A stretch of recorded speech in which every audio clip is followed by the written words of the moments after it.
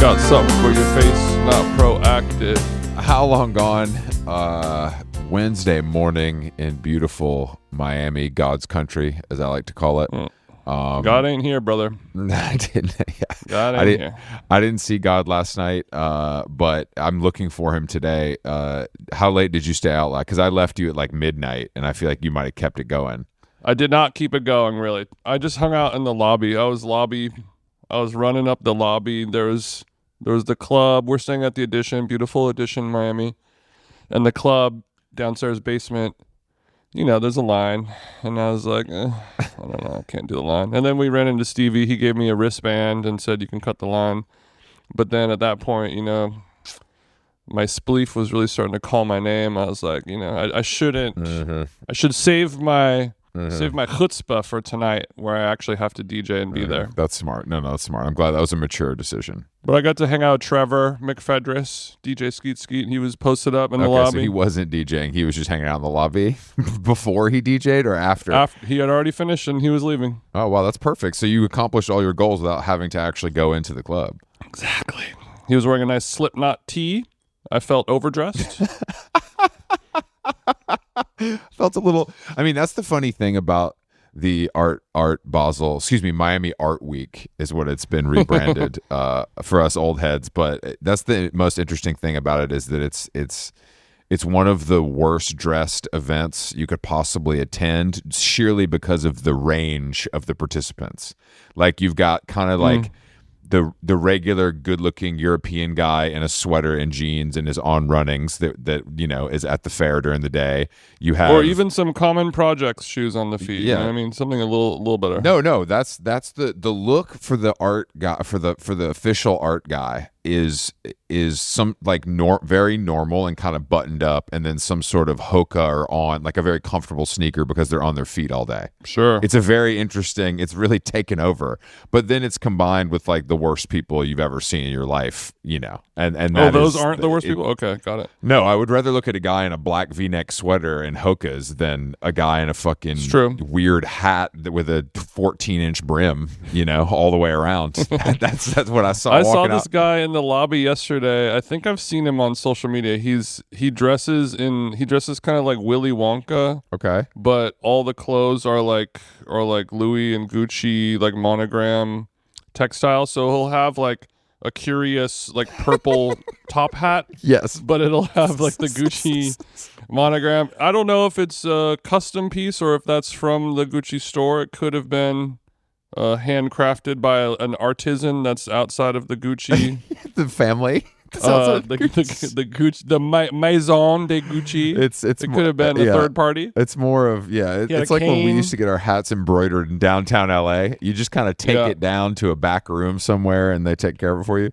No, the looks here are something else. It really is. It's as good as the airport for me, as far as the people watching goes. But I love the people of Miami. That's a high bar. I love the people of Miami because everyone is just like, hey, bro, we're in Miami. This is kind of funny, right? And so there's a little air of like we're not taking life too seriously here, which is kind of nice. It's like, I guess there's a little Hawaiian feel to it because it feels, I mean, it's a peninsula, but it feels like you're on this remote part of the world where you're just like, we're all here, man. We're all together. We're just trying to look at some Latinas' asses. You know what I mean? Sure. I didn't realize. Have a little mofongo. When we had dinner last night with Dizza and Eric, it was just him and Erica explaining like how late you can stay out here. For some reason, I'd like never thought about it. That you could just be at space till like 9 a.m. and then hit Waffle House. Yeah, I just didn't. I don't know why. I didn't think about that. That there's places that still exist where there's at least 2 or 3 spots that can stay open all night, and you can, you know, maybe you can't drink for an hour, but it's still it's good to go most of the night. It's crazy. I've only done it a couple times. 11 Space, all those places. But, you know, it's also kind of the same problem, like you were saying, how it used to be versus now. And I think everyone sort of knows about those clubs and everyone wants to go. And you know, I've gone a few times and I'm looking around at the other club goers, and it's not really giving me the energy that I should stay. Oh, wow. Okay. So I'm feeling repelled. by the bridge and tunnels. So you look around you look around at 7 a.m. and you're not seeing. I mean, that doesn't really surprise me completely. It doesn't surprise anyone, but I've been to a lot of late night parties that go with cool music and cool people around, and you're like, oh, this is a good, happy environment. But a giant super club in Miami that's open until noon. Yeah, on a Tuesday. Yeah.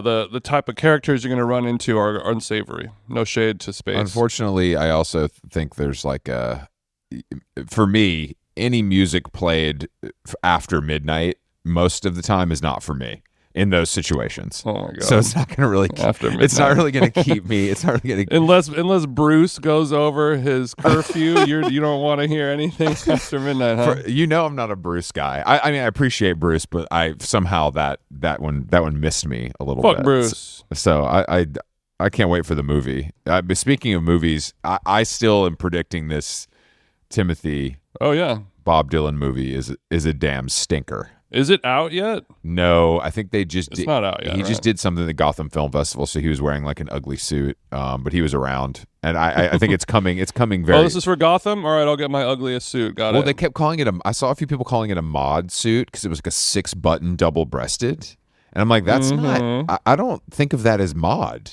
As people who know what that is, that's not how I think of it. Maybe I'm wrong. I'll have to take a look at it. I mean, double-breasted, yes. 6. I don't know who's going 6-button. Kim Jong Un. Yeah, it looked Kim Jong Un custom. I'm sure it was.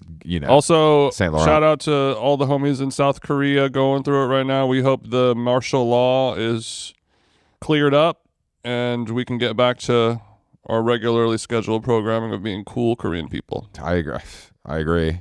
And also, breaking news, the CEO of United Healthcare just got shot dead in Manhattan. Yeah, I saw a little trickle of that headline. What's going on there? It started with, I'm going to Blue Sky. Then it went to I'm canceling my Amazon Prime. And now it is. I really want to know. I'm going to shoot the CEO. What this has to do with Blue Sky. I'm going to shoot the CEO. I'm going to shoot the CEO of my least favorite company. It's gone. You know what I mean? We're abandoning Twitter because we don't like Elon. We're abandoning Amazon because we don't like Jeff Bezos. And now instead of abandoning healthcare, we're just going to kill this guy, which is it's a wild path we've wove. So do you think that this is a disgruntled policy holder pulling the trigger, or do you think this could be something a little more orchestrated by some higher ups on the ladder, Chris? No, I'm not a conspiracy theory. Or is it just love gone wrong, like that guy in San Francisco who was killed because he was tricking off on the low? No, I think he just got popped by someone who knew who he was and where he was going to be, which feels like not hard to find out necessarily. Like you don't need to be a fucking gumshoe sleuth to figure out where one of these guys is. Yeah, this guy's going to go to his office. That is true.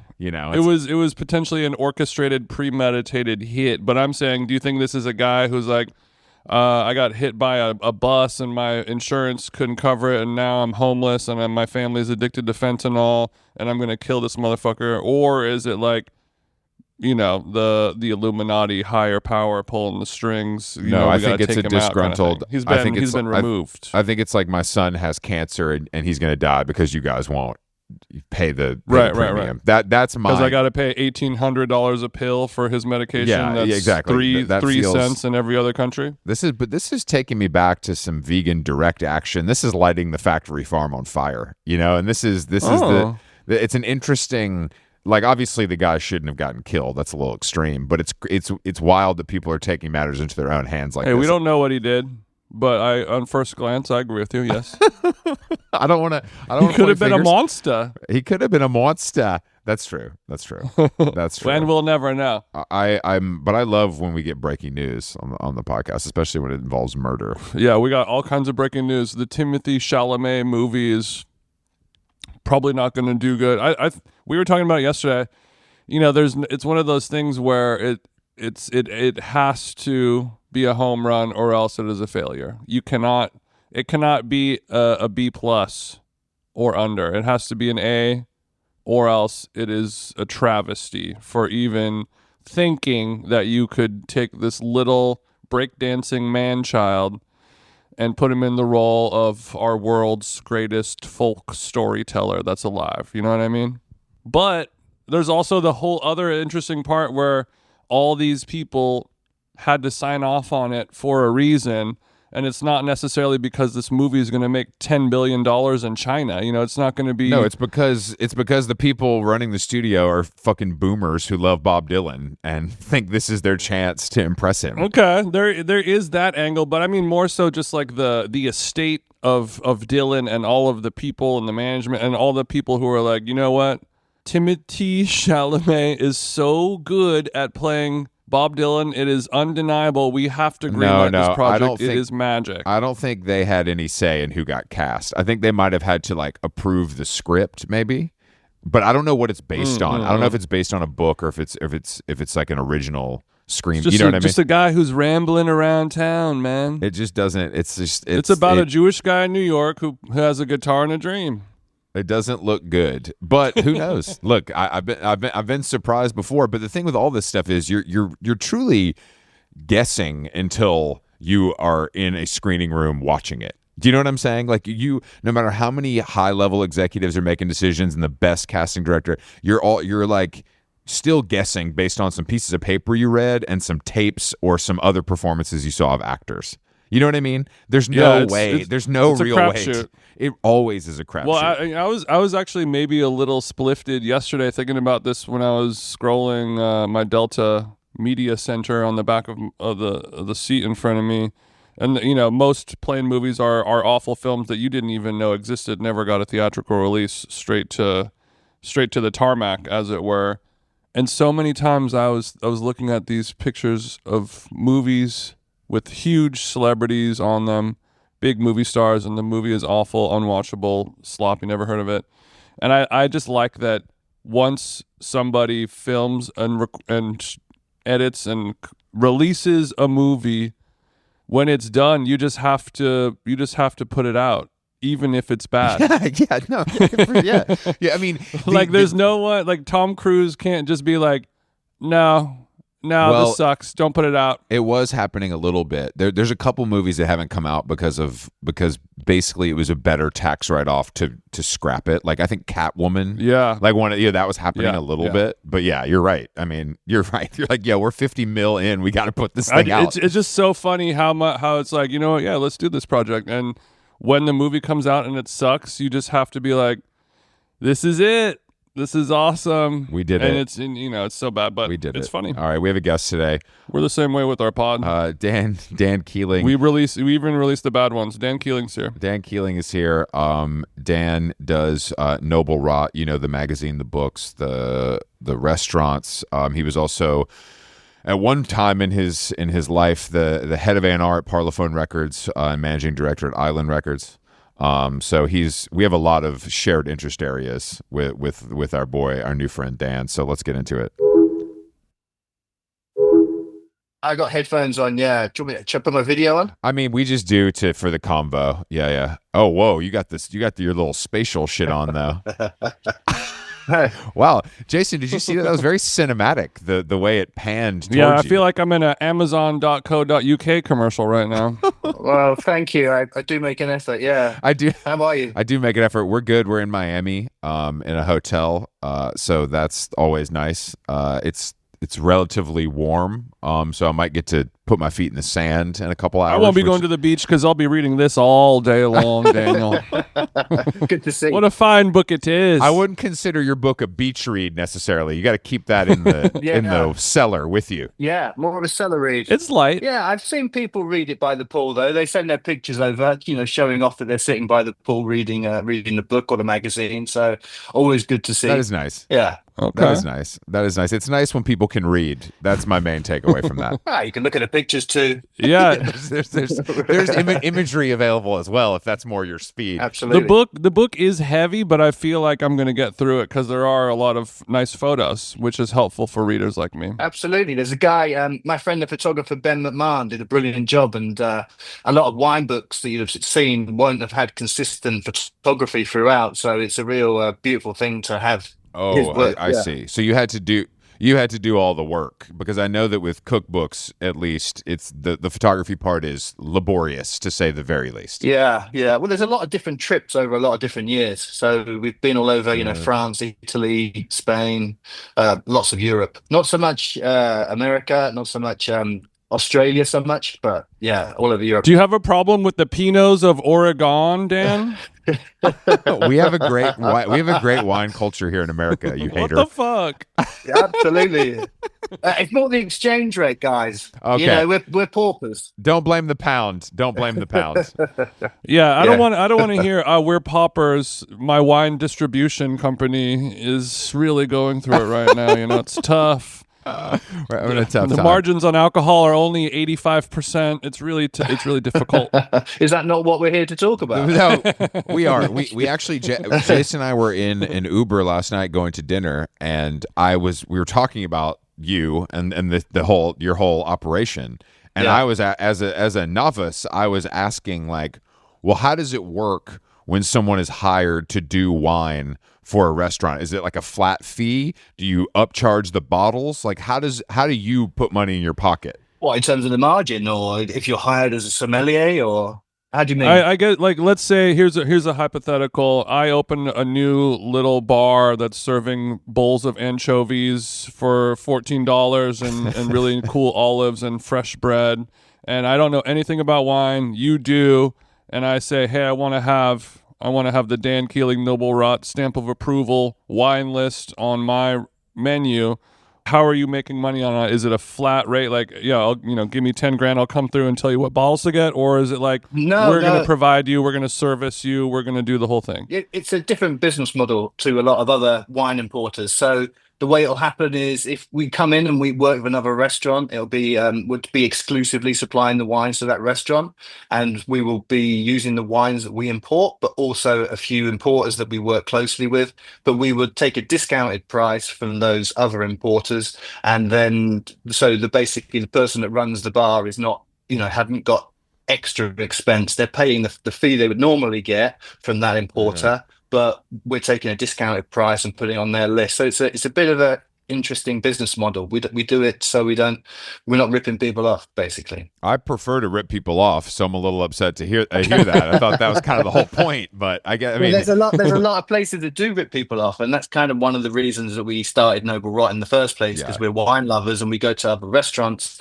And when you see a lot of wines that are so marked up at the top of a list, I don't know who buys them. I mean, people who don't care about money, obviously, but it's important to us as wine lovers that people come in and drink wine and not just look at the list and think it's got all the right wines on there, but not being able to afford to drink them. has the pricing gotten out of control, or is that just is that restaurants trying to flex? Like, they don't even expect anyone to buy it. It's just to have it on the menu. Just hoping a crypto guy comes in and gets the $8,000 Magnum of some bullshit. You got to pray. Put a sparkler in it. I mean, I guess it's about different people's clientele as well. Like, there's restaurants and hotels I've been to recently in Italy, for example, where the guests are very, very rich, and I don't think they even look at the prices.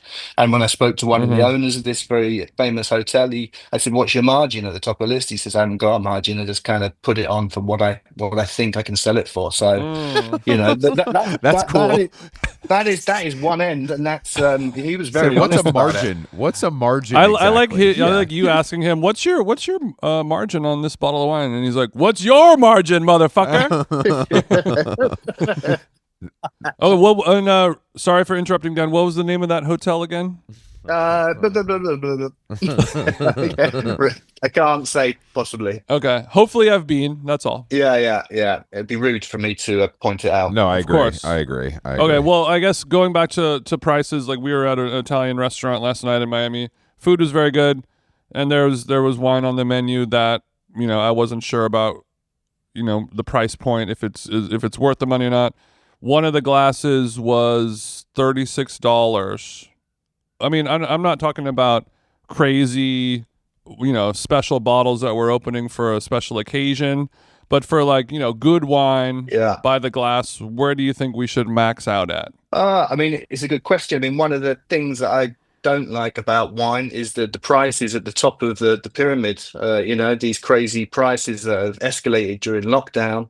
A lot of Burgundy and Champagne Mhm. went up to extortionate rates. So the barriers to entry are up here. It's not like music or film or literature where you can go to, your local bookshop and buy a great novel or get onto Spotify and, download all of Iggy Pop's back catalog, for Mm. example.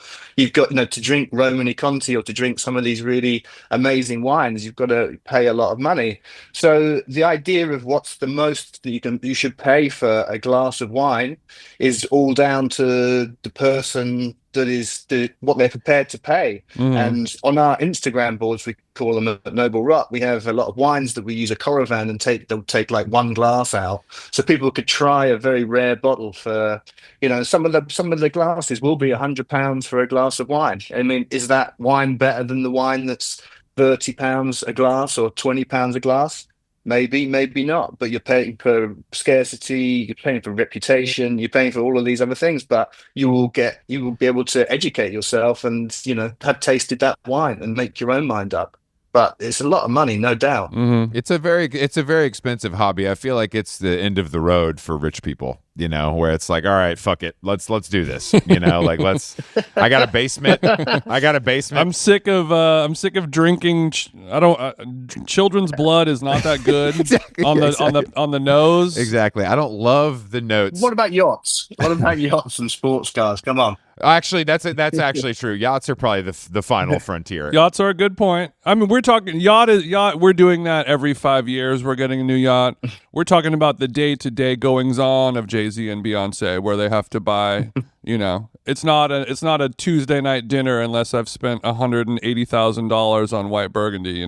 But I like that. I like that yachts don't appreciate. So it does make it a better stupid. You know what I mean? It's a completely like I'm going to lose money on this, no question. Whereas wine, if you come on hard times, if you go to jail for insider trading, you can unload your whole collection. There's somebody willing to buy it at all times. Absolutely. I mean, Potentially for a profit. and a lot of people, most people, if they collect wine, they buy too much. It's like anything; they get into the ritual of doing it, and they end up with thousands of thousands of bottles. And even if you're a proper alcoholic, it's going to take you a long time to That's right. get through 10,000 bottles. Kind of push through that. There's only so many dinner parties where you show up with a bottle that you can go to in a lifetime. There's only so many. So does that mean that you and your business mates are always on the hunt for a poor sap who's got to liquidate his cellar, and you got to go down there and make him an offer he can't refuse? Storage Wars style? Storage wars, exactly. What have you got anything to sell? I knew it. Well, send me the list and I'll come down. Yeah, we're always looking to buy cellars. Absolutely. Yeah? The dream is to find the cellar that, somebody has died many, many years ago. Mhm. Someone's inherited it. And, not that they don't know what they've got, but, you find things that just aren't available anywhere else. That's the thing. Wine gets drunk. And as it gets drunk, less of it is around. So it's hunting out those special experiences. So you don't necessarily need somebody who doesn't know what they want. You just want somebody who's like, this is the wine cellar room. We really need to put in the baby. We got a new baby coming in. We got to get this all out of here. Just give me a price. And Yeah. I mean, a friend of mine lives in Beaune in Burgundy, and he said that he tried to hire a cellar the other day to put some of his own wine in off of a family that he knows, and they've had this building for hundreds of years. And they said, yeah, you can have the cellar, but you're going to have to move out the wine that's already there. And he was like, well, what wine's this? And there was a collection of wine that had been there since 1795. So including some very many rare bottles from the 19th century. So now he's the custodian of an even better cellar. Wow. So they're like, this stuff is really heavy. If you could just get it out of here, we want to start clearing out. That's a bunch real of old wine. storage wars story. That really is. Okay, Yeah. so What a discovery. but do people even want to drink wine from the 19th century, or is it more I want to own that bottle of wine? Well, he wants to drink that wine, and I guess he's like all of us involved in Noble Rot, exploring wine.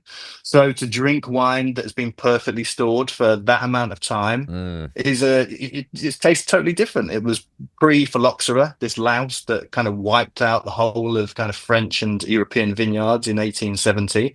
So some of these wines they have a slightly different style to the wine of today. And really, really old wine is often that it's quite dead and there's nothing to it and it's vinegar. But sometimes it's when it's good, it can be completely mesmerizing. I love that. It's like buying Pokemon cards. You might get the good one. You know what I mean? It might be if you open the pack, there could be the one you Well, want in there, but maybe it's vinegar. yeah, of course, and that's part of it, isn't it? That's part of the buzz, not knowing what you're going to get, the uncertainty. And when it hits, I get that. I get that. When you open a bottle from the 1800s, what is the over under on it being a wonderful red wine vinegar that you can put on your salad and being a transcendental wine mouth experience? what's the likelihood? I mean, it comes down to so many different factors. When it was bottled. I mean, every Well, no, I'm talking about I'm talking about in your personal history of yeah. all the 100-year-old bottles that you've had, how many of them were done and how many of them were drinkable and amazing? I went to a dinner a little while ago in Burgundy again, and it was of a very venerable cellar, and they brought out wines from 1923, so 101 years old. And one of them was a wine from Beaune, so quite a humble appellation around the actual town. And I got to say, it was completely delicious. It was kind of unbelievable how fresh it still was at 101 years of age. Mm. I mean, other wines that were younger than that from the 70s and the 60s weren't as impressive. They didn't have the harmony, they didn't have the richness, the fruit had all gone, and they were just a bit, they weren't nice. But Hmm. I mean, the oldest wine I've ever had was in sherry, and it was from 1723. And that was not just an intellectual kind of experience, that was something that was still very, very delicious. It was a very, very old sweet sherry. It was like a sludge or a treacle at the bottom of a barrel. And to think that, that was made with the same kind of rays of light, kind of ripening the grapes as your great, great, great, great, great, great granddad or great grandma kind of puts it in context. So, but that was amazing still. It tasted brilliant. I Wow. love that actually. I like that it works out sometimes. That you guys deserve that after you've dedicated your life to this. You deserve a little cookie sometimes at the end of the rainbow, you know? Yeah, Yeah. well, I just like the idea, or what is interesting to me is that we are, there's millions of people who are able to enjoy wine currently, but the amount of people who are alive, like somebody like you, the amount of people who have had wines from the 1700s or the 1800s is such a small amount of people. So does anybody really, or is anybody able to actually talk about this stuff? Because it's like it's like us discovering another planet, and you're like, yeah, let me show you what Jupiter is like. Like, Yeah. are you even able to understand what's going on, or like, are there people who are like, I'm the guy who you talk to about 200-year-old wines, I don't know. I mean, the more I've got into wine, the more I've kind of delved into this kind of mysterious puzzle of wine, the more I've realized that there's no kind of certainty at its core. And that's kind of part of its kind of appeal. So, no, there's not these Jedi masters who know everything about wine. And the actual kind of thought that everyone can know everything about wine is just kind of quite ludicrous. I think it's just one of those subjects that the greatest thinkers of, like Buddha and Socrates. The conclusion they come to at the end of their life is all that they know is they know nothing. And it's kind of the same with wine. The more you delve into it, the more you realize that this, your kind of knowledge of it is a drop in a kind of vast ocean of like these crazy obscure wines and things that have happened in the past. But Mhm. this is a very obscure part of wine we're talking about, and Yeah. our everyday at Noble Rock does not revolve around 300-year-old bottles of wine. It Sure. revolves around a lot of young wine, and I think that a lot has been made of kind of people not being so interested in wine or people drinking less wine. But it's definitely not what we see in London. And when I come to New York or the States, the people that are into wine, they're probably younger than I was when I got really into wine because it's Yeah. become more accessible, and there's many, many more regions. It's because there's so many cool wine bars where hot chicks go. I think that's kind of what it actually comes down to. No, well, I don't know. I think that plays a big part of it. But The I've been rise to, of I've been to- sardines and olives and fresh bread and a chunk of Parmesan with hot chicks. The wine is the last ingredient you kind of add to that. I think what Dan is talking about, there's the hot chicks are not aplenty. I've been to some raw wine festivals and things like that. And I think that young people really latch on to wine because of its like DIY, crafty, artisan yeah. kind of thing. And Yeah. it getting you drunk is just a wonderful byproduct of this like cool art project that we're doing. And it, we're working with our hands and it's tangible and we're in the sun and it's, it's romantic. I think that's a little bit more of it. Yeah, absolutely. So, but there's so many great wine regions that have kind of come back into focus after years of obscurity, like Tenerife, for example, or Ribera Sacra in Galicia in northern Spain. So many parts of Spain actually, and they make wines that are accessible, that aren't stupid prices. That you could pick up a bottle for Yeah. $35 or whatever. That's going to be delicious. How come the bottle designs are so unnecessarily quirky? That's what I'm trying to get to the bottom of, because I go to these stores and I'm like, what twee motherfucker designed this fucking label? But maybe that works, maybe that works. And I'm wrong. There's a reason. It's marketing, Chris. Well, I think it's there's a reason. It's a trend. I think it's added to its accessibility. Natural wine, I think, more than traditional wine is kind of, the designs are more like an old Rave flyer or something like that. And I think that that has broken down barriers in itself. I think that's a good thing. I mean, there's some funny designs out there, but I'm all up for that. There are. I'm up for it too. It just seems like it's just a funny trend where you're like, are these people trying to outdo each other for kind of the most over the top is what it feels like. But again, that probably works. Yeah, absolutely. Have you seen there's one called You Fucked My Wine? No, I haven't. That's quite a good one. That's a good one. It's called You Fucked My Wife? Wine. No, you fucked my wine. It's a play, Jason. It's a play on the famous phrase "You fucked my wife." Got it. So you fucked my wine by making it natural? Is that what I'm learning? I think the guy that makes it is quite natural. Yeah. It's got a barnyard funk to it. I mean, I've always felt that when you go to a wine store and there's 1,000 different bottles and some of them are old and new and natural and funky and cool, and Eric Warheim did some of them, but not all of them. And I always am drawn to the label that is the worst graphic design as possible. They're using Comic Sans. There's like a stick figure drawing that the guy's wife made for it, or his little kid drew on, whatever it is. I always say, like, the more time you spend on the wine, the less time you're spending on the branding and marketing and label and social media and my TikTok page and blah, blah, blah. If you just shit out the dumbest Comic Sans label, that means you're in the fields, you're smelling, you're tilling the soil at all hours of the night. What do you think about this? Yeah, absolutely. It's like music, back in the day, records that weren't over designed a lot of the time were the kind of greatest records, and the one that came in, or the ones that come in like gatefold sleeves with like 4 different bits of vinyl that are all colored. That's somebody's like 4th album, like Marillion's 4th album. It's going to be shit, isn't it?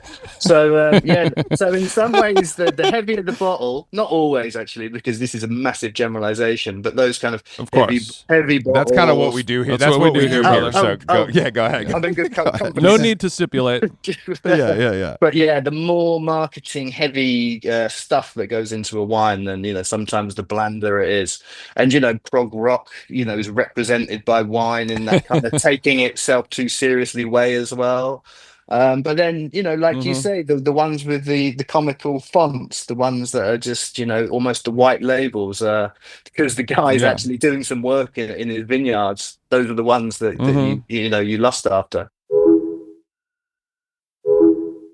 I met a winemaker recently. I forgot about this. A new friend's husband, and I was like, "Oh, what do you do?" We're meeting for the first time, and he tells me he's a winemaker, and I have to say, I was fascinated and couldn't stop asking him questions because I'm like, "How the fuck do you get into this, Chief? Like, what's how do you just got a plot of land somewhere? You go till? I don't understand. You live in LA. I don't understand how you do it." And he had a lot of great answers for me, but I did feel like he lived a very nice, kind of quiet, romantic life. He had a very nice way about him that I feel like it's because of his chosen profession. All it takes is one drought and he's not going to be having fun anymore.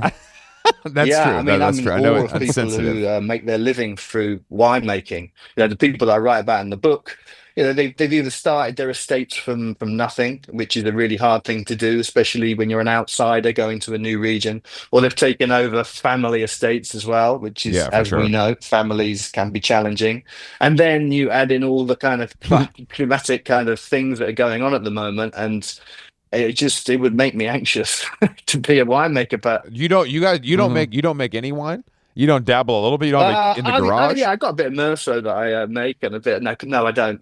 You gotta put a cover on the Porsche so the red doesn't stain the seats out in the garage. I get it. I get it. No, but like I say, I am in awe of these people. But it's a big undertaking, and there's a difference also, like what you're describing, Chris, with somebody who maybe does it as a bit of a pastime, and somebody whose whole living is in it as well.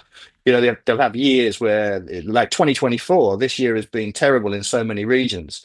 Some of these regions aren't making hardly any wine Yeah. at all. So that's a really hard thing to deal with as a profession. Mhm. So it's up and down, but I guess a lot of the people that I really respect, they're kind of dreamers, and they're making their dream wine at the center of why they do it, rather than profits, which is just God, a different way of looking I at wish I could do winemaking. anything without thinking about profits. I would probably sleep better at night. I don't see that. I don't see that in my future, but I'm glad that you presented that today. That's nice for me to a reminder. Dan, when you said, I have my goal, my vision is to make my dream wine and not Yeah. make, not buy my dream Aston Martin. Do you think that there are people out there who really have an idea of their dream wine and exactly how to make it the same way that Matty Healy hears a song in his head and turns it into a 1975 song?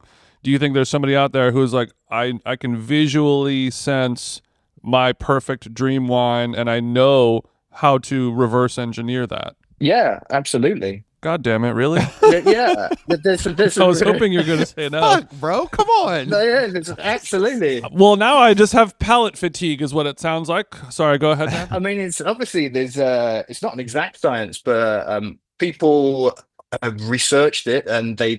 I mean, I think number one with that question is you've got to be able to have drunk quite a lot of good wines to know what wine you want to make. It's like if you're Mhm. being an artist, you got to have listened to a few bands to know where you're going to fit. Or same with being a painter or an artist. But yeah, so I think actually. That is maybe the biggest part of it. The starting point is knowing what is possible, and then working out how to get there is the next bit, and that's the more sciencey bit.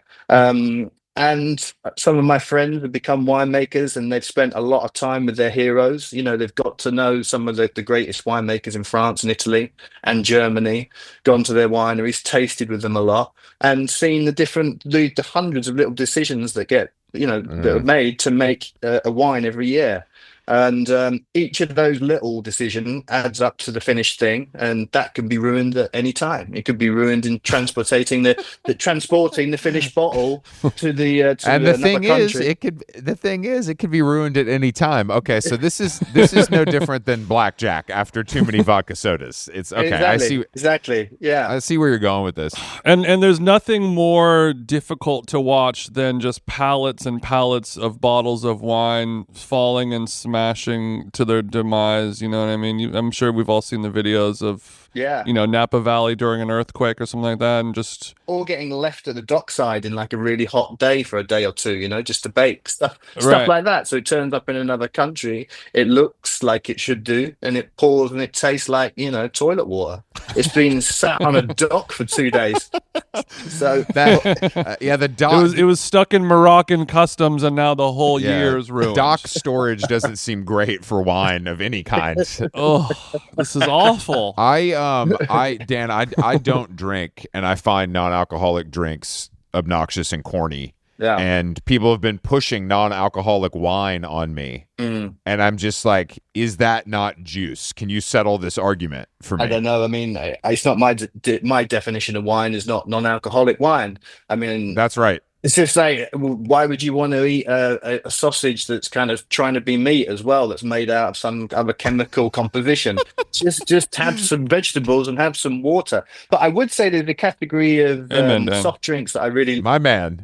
that I really like, and there's a wine. It's not a wine. And what am I talking about? It's grape juice, so grape must before fermentation, and it's blended Okay. with a bit of apple juice. It's called Antidote, and it has some herbs that are macerated in it as well. And it's a really delicious drink, and it's quite complex in its own way, but Hmm. it gives a sensation a little bit like wine without pretending to be wine. So it's kind of I appreciate that. I yeah, appreciate yeah. creating something completely Yeah, new. Chris, I think that you're complex in your own little way. I am complex, much like a non-alcoholic aperitif in a can. I am complex in many ways. Yeah, well, I think you'd like Antidote. Should Okay. try All that. right, you got stake in this shit or what's going on? You a stockholder? Yeah, I'm a 50% holder. Yeah. Not even a little bit. I own half of this thing, actually. I own half of this thing. Well, Dan, Yeah. Dan, Chris mentioned being sober. I am not. And I'm assuming you're not either. But in reading the book a little bit, there was the sentence that stuck out to me that I want to ask you about. The process of replacing the rave Oh, yeah. with what you're doing now. Yeah. And we mean that in the literal sense of raving, or not just the overarching rave as in having a party. Yeah. I mean, that was a phrase that my cousin-in-law, Damien Harris, came up with for an article he wrote about Norman Cook back in issue 2 of the magazine. And what he meant, and I think John Niven, who's our agony uncle in the magazine, he talked about noble rot as well. And he said, well, instead of noble rot, you could have called it, we used to do drugs, but now we like food and wine. So it's this kind of idea that, a lot of our A little generation, wordy, a little wordy, but yeah, it's descriptive. not quite as catchy, I agree. John Niven did the podcast a little while ago. Sorry for interrupting. I heard. Yeah, yeah. No, it's very interesting. So, yeah, this idea that a lot of our generation, that I mean, some people are still raving now. But when you get to 50, if you're still raving, then you might not have much longer to go generally. So but I think a lot of the people that were into music and going out and popular culture, we're all into using our senses. So whether it's wine, food, films, it's such an overlap, which is kind of what the magazine is about. Using our No, that's true. Yeah. senses. Well, I don't. How did you? Because you were famously in the music business, which is one of our favorite subjects on this show. Yeah. And then it sounds like to me you followed your passion into becoming an alcoholic and made it a job. And I'm really impressed by that. I'm really impressed by that because I think it's hard to leave because you had some success in the music business. It wasn't like you were you were in the mailroom. You did pretty well. Yeah, yeah. No, it was good. I joined A&M Records in 97, 98. I was a talent scout, so out and about every night, seeing 5 bands. Then I got a All right, job. 97, 98. Who's on the cover of NME? Just give us the lay of the land. Fucking hell. So I was at Manchester Metropolitan University, and I remember coming down to do the interview for the job, and I just listened to Detroit techno and Chicago house at that point. So I was thinking, fuck, I wonder what band they're in. And I remember picking up NME, and I think it was Kenickie were on the cover. And I thought, oh God, do I go into this interview and say that I like Kenickie? I had no idea what they sounded like, and you couldn't just go online. So I didn't bullshit though. So but yeah, it was around that time. Anyway, A&M got folded. They got folded into Polygram, and then I started a Parlophone, which at the time was the Rolls Royce of British labels. It had Mhm. Radiohead just put out Mhm. OK Computer, Blur were on the sub label, had the Beatles back catalogue, Beach Boys. I'm not religious, but I remember praying that I got that job before after the interview. Um, and then I was there for 7 or 8 years and worked my way up to head of A&R. And my big signing there was Coldplay. That was the first thing I signed, like 6 months in, and worked with a few other bands. One called Athlete, which had a number one, and Lily Allen as well. Just as I left, I signed with another My queen. my friend. Well, I've been told. In my experience in the music business, if you sign one Coldplay, you can kind of coast forever. That's enough. That's enough to have a job for the rest of your life. Right, correct? Yeah, I mean it was, but I took a risk. I left. There were certain things that didn't work for me at EMI. They were getting bought at the time as well. There was this firm called Terra Yeah, Firma, yeah. and they were pretty arrogant, kind of what they called people who come in and splice up companies. Anyway, Mm-mm. they'd taken over a few companies before, like Odeon Cinemas. They said they'd saved Odeon Cinemas because Odeon Cinemas, the employees used to think that they're in the film business, but they came in and told them they're in the popcorn business, like some big revelation. So I was, and then Hey, you guys sit down. You guys sit down. We got to talk. and and then they started saying things, and I left at that point. I went to Island Records, but they were saying things in the press at that time, like a lot of the artists are a bit lazy. So you imagine how that went down with like Tom York and Kate Bush. So, what are you talking about? So you're saying they're in the Guardian? They're in the Guardian saying Tom York and Kate Bush could work a little harder. Yeah, they could do a few more albums a year, would be good. So anyway, so I Wow. left my roster at that time, and then I went to Ireland. So yes, you could stay somewhere and coast, but the music industry is so different now to it was 25 years ago. It's unbelievable. Yeah, it sucks now, and it used to be cool. Not that music is bad. I think music is really good. I just think the industry part of it is. I mean, I'm sure you got your taste for wine from using the company card at restaurants that you with bands. I'm sure that's how you were exploring the cellar. You probably in your early used to be able days. to smoke in your office and all kinds of cool things, right? Oh yeah. I mean, weed smoking used to go on every day, and it would be all the bands would get blamed. People Yeah, would say, "Oh, Supergrass have just come in. They left earlier, and they just stink of skunk." fucking Supergrass came in again. Supergrass every time. Calling the cleaning crew. Those fucking bastards came in Have the again. Manic Street Preachers been here again? It smells awful. It is. I remember a like our when I managed a band, our product manager was beloved and she was amazing. And she'd like work with the Beastie Boys and like Wu Tang. She was kind of like a New York like legend, and her and I got along really well. And she couldn't tell us any details, but she'd gotten a job at the fucking White House. Like she was going to work for the president, and so Wow. she on her last day, we were really trying to get her to smoke weed in the office, and she would not do it because she was afraid that maybe Yeah. the White House would find out. And I was like, that's the only good reason I've ever heard for not smoking weed in the Sony building in 2007. Yeah, it's a good one. So you grew up listening to a lot of electronic music, like you said, Detroit techno, 90s house stuff, Yeah. maybe a little acid house, whatever. What do you think about electronic music in 2024? Is there anyone that you're sniffing around, checking out into, or has that ship sailed a long No, time ago? I pay attention, not as much as I used to, but new Jamie XX album, I really like that. There was a track on it called "Falling Together," Mm-hmm. and I didn't go to Glastonbury this year, but it showed him doing his set, and it was the last thing he played, and it was so Glastonbury. It was kind of quite cinematic track, but with a 303, and it kind of reminded me a lot of those kind of records from like the 90s, Underground Resistance and things like that. So I think there's still some very good electronic music being made, of course. Yeah, a lot of quartet stuff. Yeah. I don't pay as much time as I used to look I at looking for I appreciate the sheer Britishness of these answers, though. You're really supporting your guys. I like that. You're a Oh, yeah. fucking patriot. Aaron Skrillex, of course, and yeah. Yeah. Let me diversify with Skrillex. Look, this whole thing was just to get you to say the word Skrillex, so I think we've got it. Thank you so much for talking to us, Dan. No, I'm just kidding. Okay, that's good. So, well, you mentioned you did not go to Glastonbury this year, but you have a rich history of attending over the decades, I'm assuming? Yes, been many times. Yeah, but last time was 10 years ago I would now, like and- to hear a story about you at your worst, please. Sorry. Oh God, Glastonbury's a really good place to be at your worst, isn't it? um, That's kind of their tagline when they're putting the tickets on sale. The best place to be at your worst. yeah, it's a good one. Somehow they've all been kind of erased from my memory, though. I don't know if it was just having too good a time. But, Sure. I can Mhm. imagine. Blink twice. I really want to go. Part of me because it's something I've like known about and just forever. But then I know that it's just the opposite of everything I like, and I would want to kill myself. Yeah.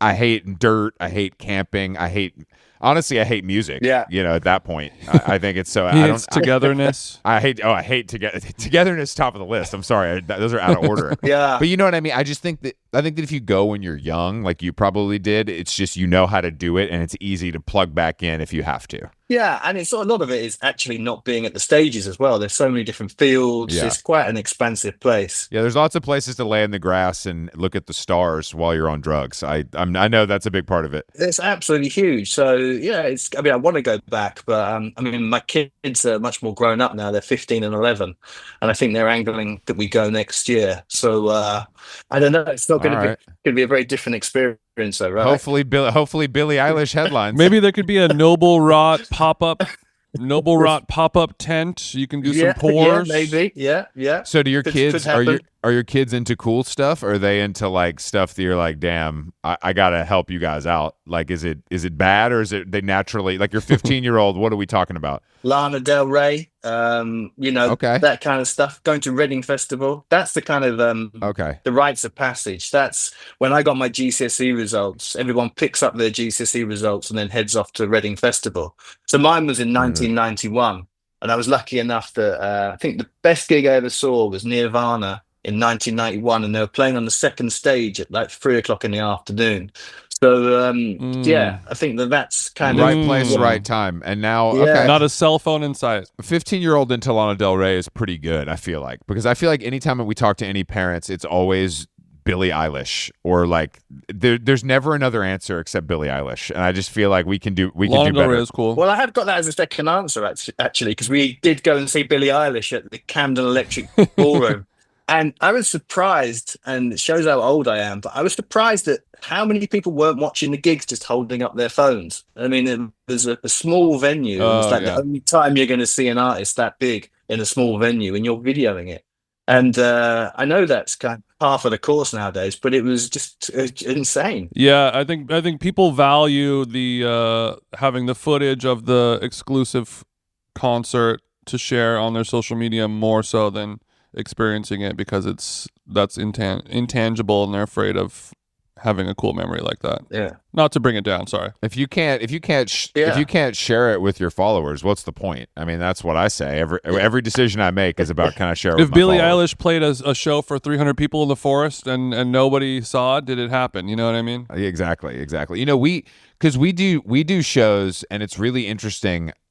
Jason, I don't think I can think of a time where we've ever seen a video clip of us on stage. Yeah, it's usually just photos. Yeah, I looked for it. I looked for some on Google, and I couldn't see any. And I feel like it's just because our audience is like our grown-ups, kind of, and they're like, we're here to get drunk and have fun and watch this thing, but we don't need to capture this. So I feel like there's, because like if you go see, like I went and saw Sunny Day Real Estate or something reunite, there ain't no phones up in that crowd either. You know what I mean? Those guys can't get their Androids to video anyway, so it's a little easier. I'll take one picture of the backdrop with their logo on it, put my phone back in the pocket, and there that's you go. it. Yeah. Because I feel like Billie Eilish is the ultimate, like, that generation, like the phone generation. That is their artist. Yeah, that was the epicenter. I could not believe it. I was dumbfounded. I mean, I feel like you can rediscover a lot of music through the eyes of your child, and I hope that you're playing Billie yourself when you're driving to the office, Wow. on the low. Yeah, whooping away.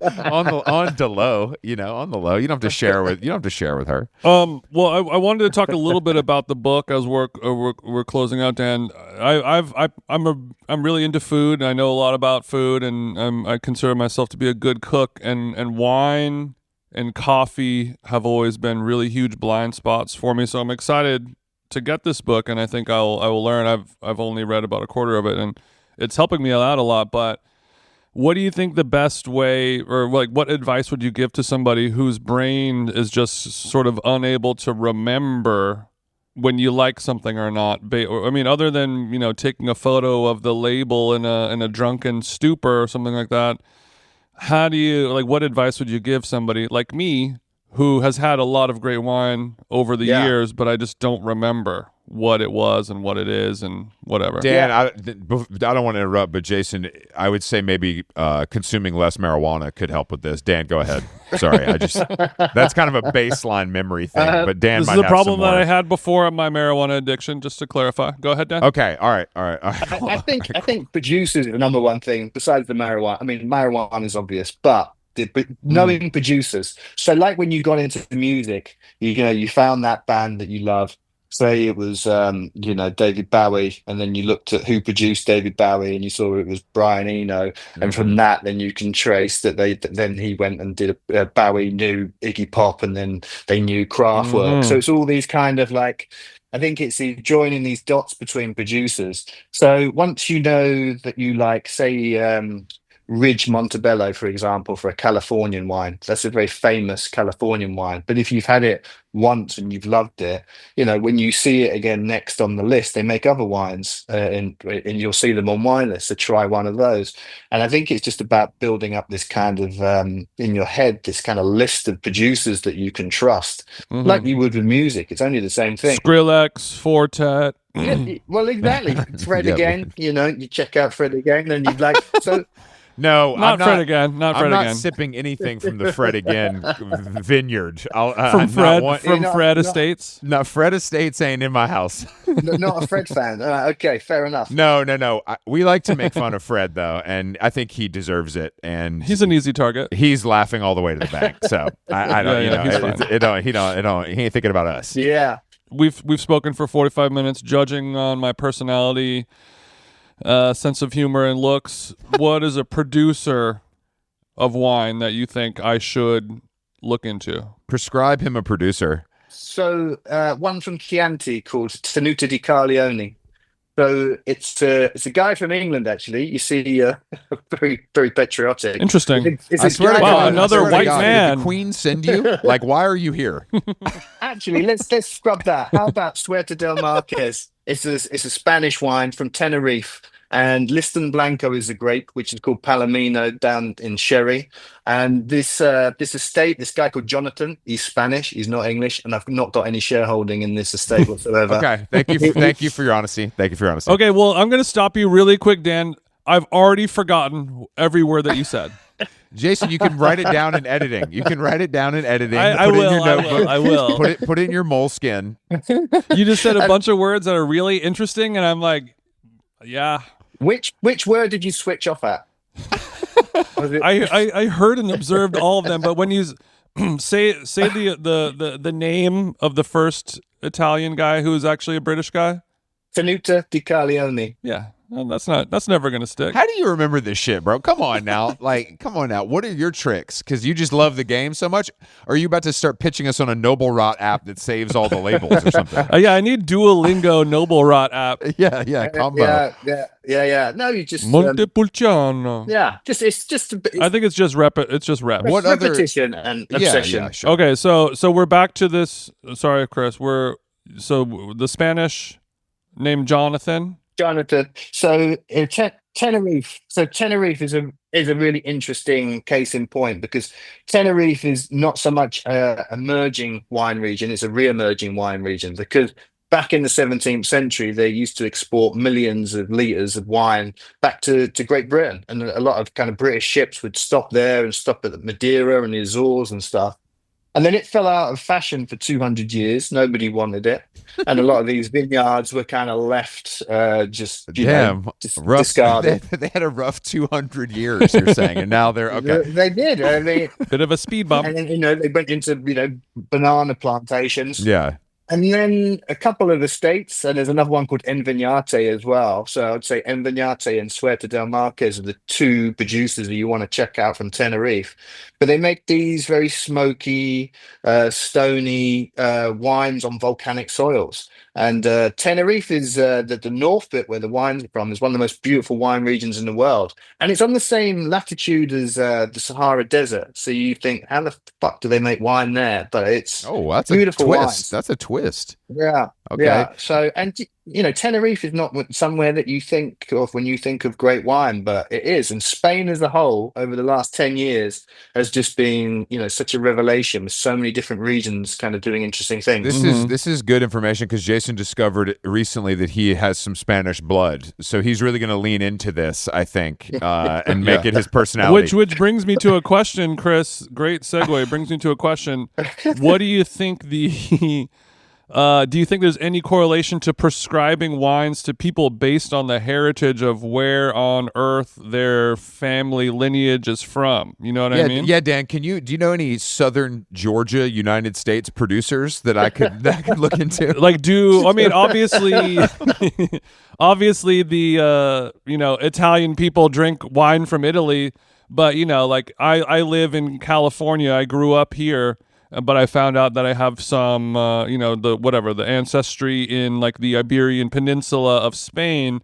Do you feel like I will have some type of cosmic DNA, spiritual connection to grapes from that soil? Or is that just a fun, intangible thing to think about? I think you should go and find out if you have, but I think you're not going to know unless you go. You got to get out there, Jason. We're about to go sideways mode, bro. Board of tourism ass. Yeah, I mean, it makes so much sense when you go there and you see it. And if you go to Burgundy and you go to a town that's called Nuit Saint Georges, and you're like, wow, I've seen that on so many bottles of wine, but now it makes sense.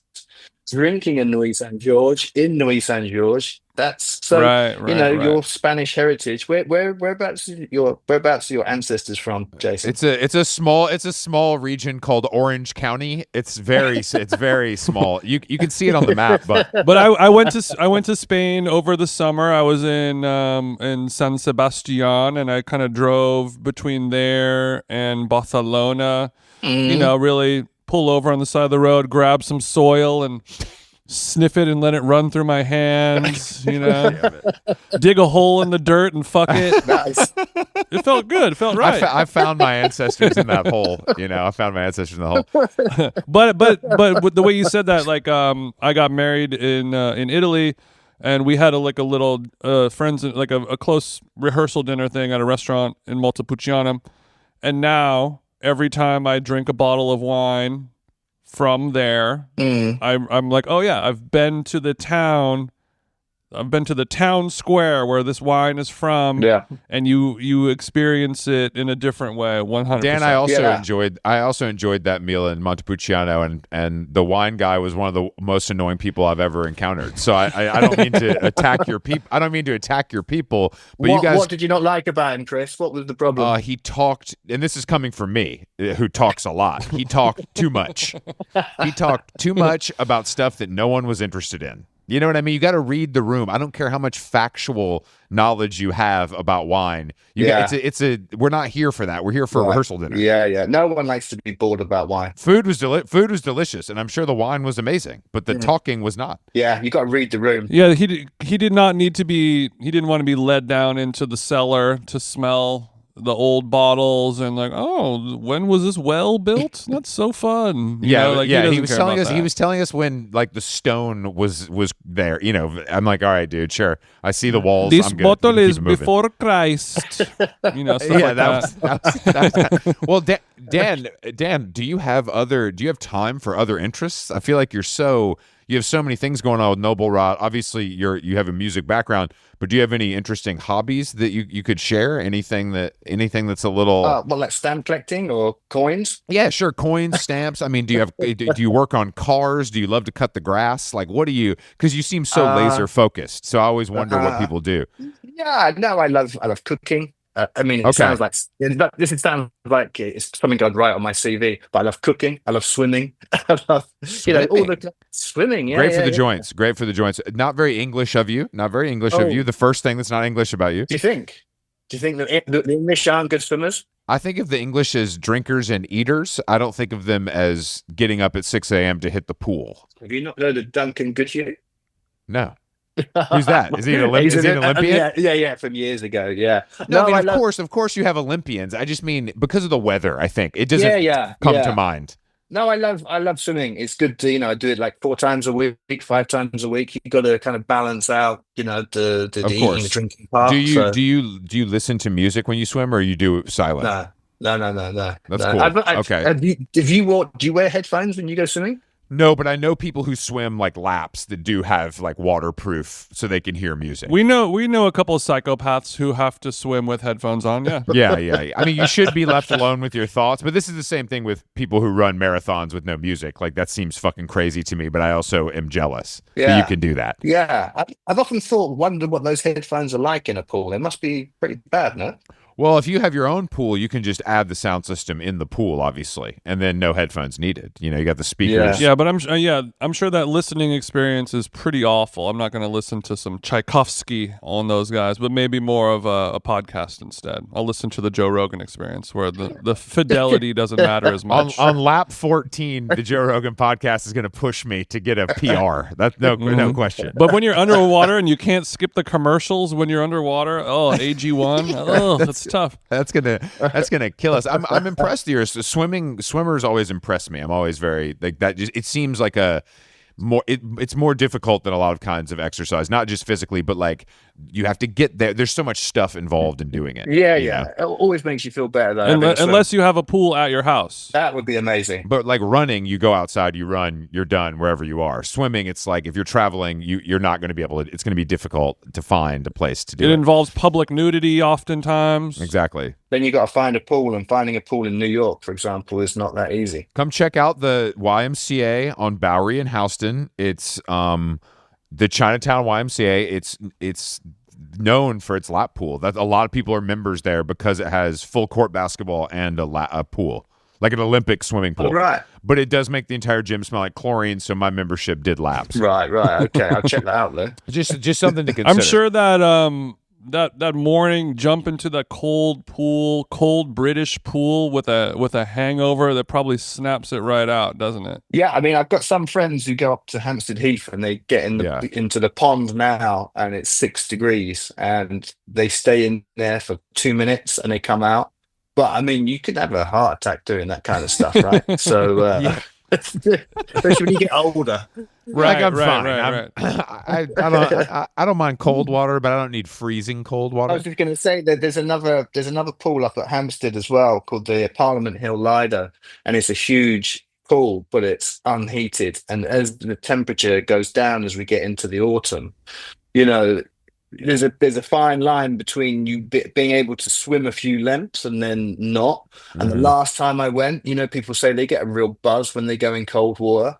When I got out, I just felt fucking terrible for like 2 hours and just couldn't get my body back up to the right temperature. So You're like, I hear you, but I don't get it. I hear you, but I don't get it. You did a cold plunge, it made you ill.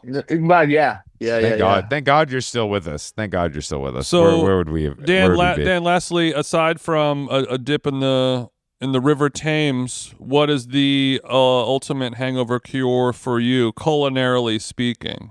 So my ultimate hangover cure involves a swim. That is part one. Mm-hmm. Part two is a lot of water.